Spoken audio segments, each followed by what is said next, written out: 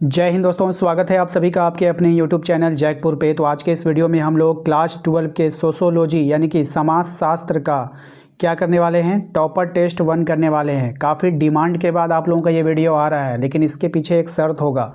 अगर आप पहले तो हमने टॉपर टेस्ट 1 मैंने ला दिया आप लोगों के डिमांड पर, लेकिन टॉपर टेस्ट 2 तभी आएगा जब इस वीडियोज़ पे 200 लाइक आप लोग पूरा करोगे। ये डिमांड आपको पूरा करनी होगी क्योंकि इसका स्टूडेंट्स काफ़ी कम है और इस पर व्यूज़ भी काफ़ी ज़्यादा नहीं आता है। तो मुझे व्यूज़ से मतलब नहीं है, बस मुझे आपकी पसंद देखना है। अगर आपने 200 लाइक कर दिया जितना जल्दी, उतना जल्दी आप लोगों का उसी दिन आप लोगों का टॉपर टेस्ट 2 आ जाएगा। ठीक है, तो वीडियो को लाइक कर दीजिएगा। चैनल पे जो लोग पहली बार आए हैं सब्सक्राइब कर लीजिएगा, बेल आइकन को प्रेस कर लीजिए ताकि आने वाली हर एक वीडियो का नोटिफिकेशन आपके मोबाइल पे आता रहे। तो चलिए शुरू करते हैं। सबसे पहला सवाल आपके स्क्रीन पर आ चुका है। इस पहले सवाल में देखिए कह रहा है, सोसाइटी नामक पुस्तक के रचयिता कौन है। सोसाइटी नामक पुस्तक के रचयिता कौन है? ऑप्शन आपके पास है, ध्यान से देखिएगा। सही जवाब हो जाएगा ऑप्शन नंबर बी, मैकैवर एवं पेज। ऑप्शन नंबर बी इसका यहाँ पे करेक्ट आंसर होगा। क्वेश्चन नंबर 2 पे आते हैं। इसमें कह रहा है, निम्न में से भारत के किस राज्य में साक्षरता दर सबसे कम है। तो भारत के किस राज्य में साक्षरता दर सबसे कम है? तो अपना झारखंड, ऑप्शन नंबर बी। ठीक है, क्वेश्चन नंबर आते हैं 3 में। कहा गया है कि 2011 की जनगणना के अनुसार भारत की लगभग कितनी प्रतिशत जनसंख्या गांव में निवास करती है। तो 68.82%, option number B correct answer हो जाएगा। क्वेश्चन नंबर आते हैं 4 में। कहा गया है, निम्न में से कौन सा नातेदारी में स्पष्ट रूप से नहीं आता। तो समकक्ष समूह। ठीक है, option number D. Question number आते हैं 5 में। किसने कहा जाति एक बंद वर्ग है। किसने कहा था कि जाति एक बंद वर्ग है? मजुमदार एवं मदान ने। Option number D. Question number 6 पे आते हैं। कह रहे हैं, किसने सीमांत मानव की अवधारणा दी है। किसने सीमांत मानव की अवधारणा दी है? तो जॉनसन ने। किसने दिया है? जॉनसन ने दिया। ऑप्शन नंबर ए हो जाएगा। क्वेश्चन नंबर आते हैं 7 में। कहा गया है कि भारत में जनाधिक्य का मूल्य कारण क्या है। तो भारत में जनाधिक्य का मूल्य कारण है प्रजनन शक्ति। Option number C correct answer होगा। क्वेश्चन नंबर आते हैं 8 पे। कहा गया है कि नगर एक ऐसा समुदाय है। नगर की उक्त परिभाषा दी है। किसने दिया है? तो इसकी जो परिभाषा दिया था सीपी लूमिस ने दिया था। किसने दिया? सीपी लूमिस ने। क्वेश्चन नंबर आते हैं 9 में। कहा गया है, संयुक्त परिवार व्यवस्था पाई जाती है। कहाँ पाई जाती है आपको बताना है। तो ग्रामीण समाज में। ग्रामीण समाज में संयुक्त परिवार व्यवस्था पाई जाती है। क्वेश्चन नंबर आते हैं 10 में। देखिए कहा गया है कि जाति यानी कि कास्ट शब्द की उत्पत्ति किस भाषा से हुई है। तो ये जो हुआ है लैटिन भाषा से हुआ है। ऑप्शन नंबर बी हो जाएगा। क्वेश्चन नंबर 11 में आते हैं। कहा गया, सामुदायिक विकास योजना का मुख्य उद्देश्य निम्नलिखित में से क्या था। तो इसका जो मुख्य उद्देश्य था गांव का सर्वांगीण विकास करना। Option number D correct answer होगा। क्वेश्चन नंबर आते हैं 12 में। क्वेश्चन नंबर 12 में देखिए कहा गया है, नई राष्ट्रीय जनसंख्या नीति कब घोषित की गई। तो नई राष्ट्रीय जनसंख्या नीति घोषित की गई थी 2000 में, सन 2000 में। ठीक है, क्वेश्चन नंबर 13, निम्न में से कौन ग्रामीण समुदाय की प्रमुख विशेषता है। ग्रामीण समुदाय की प्रमुख विशेषता है कृषि पर वो आधारित होती है। Option number D correct answer होगा। क्वेश्चन नंबर आते हैं 14 में। कहा गया है कि संयुक्त परिवार की कौन सी विशेषता होती है।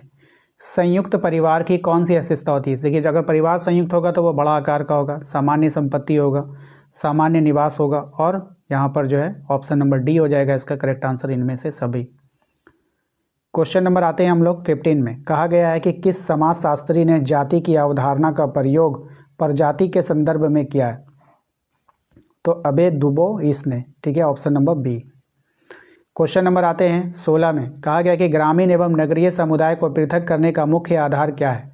तो ये हो जाएगा व्यवसाय की प्रकृति। देखिए अगर आपने सब्जेक्टिव की तैयारी नहीं की है तो सब्जेक्टिव की तैयारी के लिए आप हमारा ई बुक ले सकते हैं। ठीक है, मैंने सब्जेक्टिव का PYQ का ई बुक बना दिया है। लास्ट समय में सारा क्वेश्चन तो पढ़ा नहीं जाएगा, तो PYQ जो 8 साल का प्रीवियस ईयर है वही पढ़ के जाओगे तो वहाँ से भी आपको बहुत सारे क्वेश्चन मैच कर जाएंगे। तो आप ई बुक लेकर के भी पढ़ाई कर सकते हो। क्वेश्चन नंबर आते हैं 17 में। कहा गया है कि भारत में प्रथम बार जनगणना कब हुई थी। तो भारत में प्रथम बार जनगणना हुई 1872 में। ऑप्शन नंबर बी हो जाएगा। क्वेश्चन नंबर 18 में आते हैं। कहा गया है कि किसने यांत्रिक एकता स्वावीय एकता की अवधारणाओं का निरूपण किया है। किसने किया है? तो दुखरीम ने किया था। किसने किया था? दुखरीम ने किया था, याद रखिएगा। क्वेश्चन नंबर आते हैं 19 में, कहा गया है कि प्रजनन मूलक परिवार एवं जन्म मूलक परिवार की व्याख्या किस विद्वान ने की है? तो ये किया है आपका डेविस ने। किसने किया है? डेविस ने किया है। क्वेश्चन नंबर आते हैं 20 में, कहा गया है कि यह कथन किसका है? जब एक वर्ग लगभग पूर्ण रूप से वंशानुक्रम पर आधारित होता है तब उसे हम जाति कहते हैं। तो ये चार्ल्स कूले का कथन है। किसका है? चार्ल्स कूले का कथन है।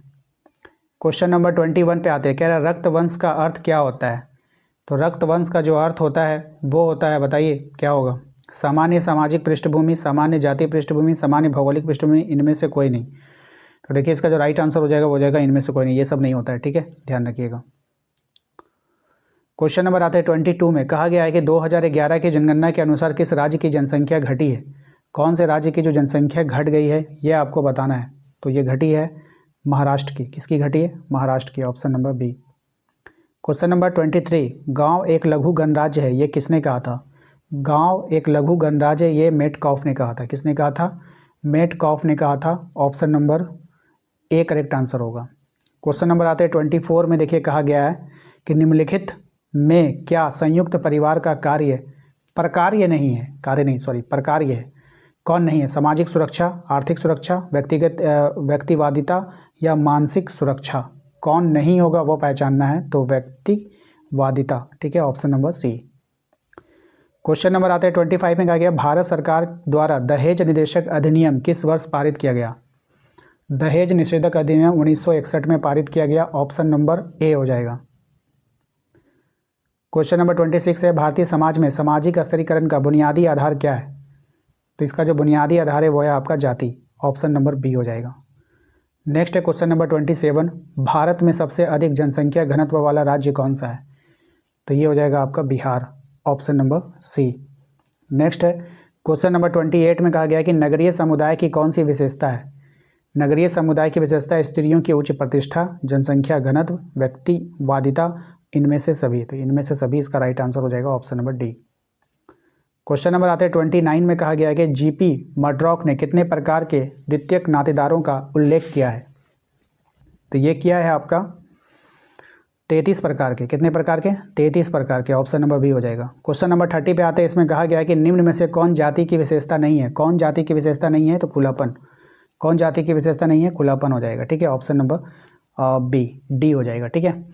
तो टोटल 30 सवाल मैंने आपसे पूछा है। 30 में से आपने कितना सही किया वो कमेंट करके ज़रूर बताइएगा। और मैंने जो आप लोगों से शर्त रखी है कि अगर आपने इस वीडियो पे 200 लाइक कर दिया तो इसका पार्ट 2 आ जाएगा, यानी टेस्ट 2 आ जाएगा, वरना फिर मुश्किल है भाई, ठीक है। और अगर आपको इसका सब्जेक्टिव का तैयारी करना है तो कुछ नहीं करना है, बस सीधे आप लोग हमारे ई बुक लेकर के प्रीवियस ईयर पढ़ के चले जाइए। अगर आपकी किस्मत अच्छी रही तो सारा का सारा सवाल आपको प्रीवियस ईयर से देखने को मिल जाएगा। तो मिलते हैं नेक्स्ट अगले वीडियो में। Thank you.